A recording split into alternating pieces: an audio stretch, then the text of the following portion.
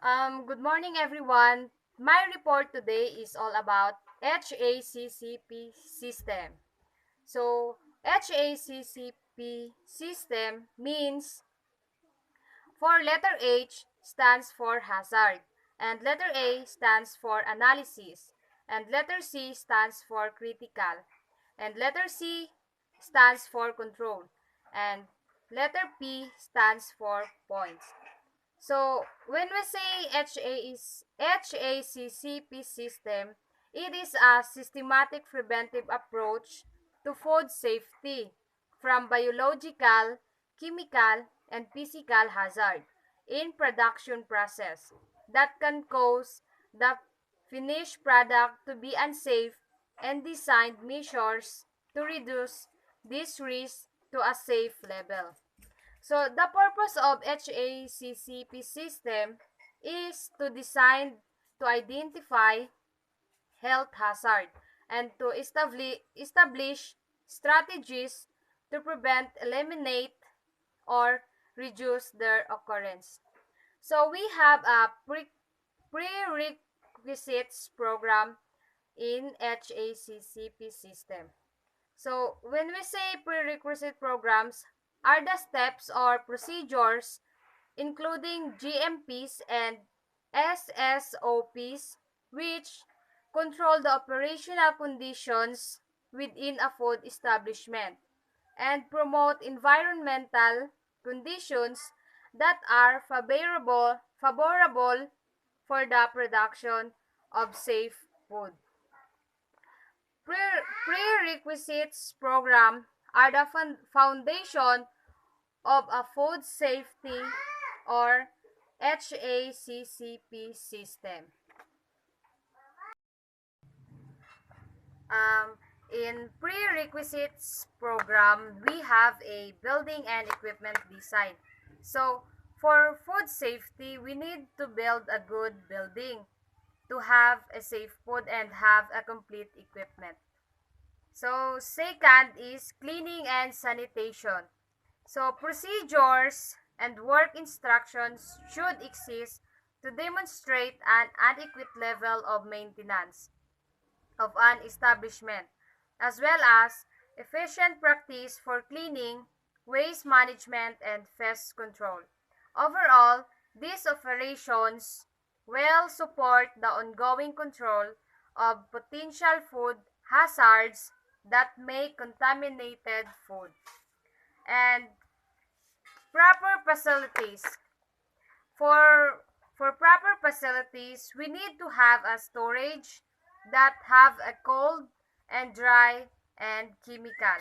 For service, potable water and ventilation, and we need to have a food storage. Um, Four is personal hygiene.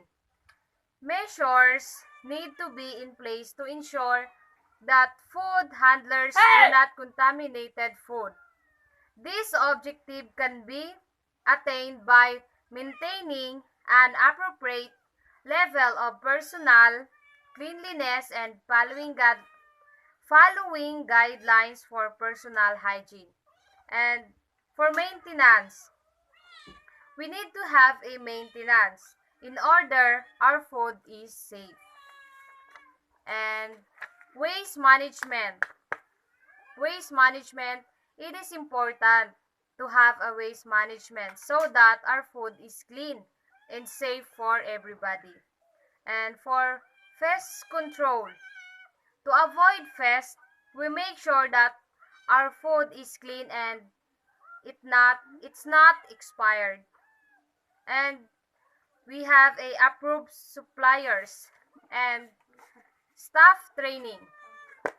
In staff training, all food handlers should be trained in personal hygiene, as well as in the specific operation which, with which they are working to a level commensurate with their duties. Food handlers should be supervised by trained supervisors. An ongoing training program for food handlers is paramount to success of food safety management system. So the last one is the operational control. So effective control measures should be in place to reduce the risk of contamination of the commodity of food supply, such that it is it is safe and fit for purpose. First, add adequate time, temperature, or humidity controls, potable water supplies, and food grade packaging, and maintenance for equipment. So that's all for prerequisites program, and let's proceed to we have seven principles of HACCP. So first is conduct hazard analysis. That means identify hazard and assess the risk associated with them at each step in the commodity system. So second is determine the critical control points. A critical control point is a step at which control can be applied and is essential to prevent or eliminate a food safety hazard or reduce it to an acceptable level. So number three, number three is establish critical limits. So each control measures associated with a CCP must have an associated critical limits which separates the acceptable from the unacceptable control parameter. So number 4 is establish a monitoring system. So monitoring system is the scheduled measurement or observation at a CCP to assess whether the step is under control within the critical limits specified in principle number 3. So number 5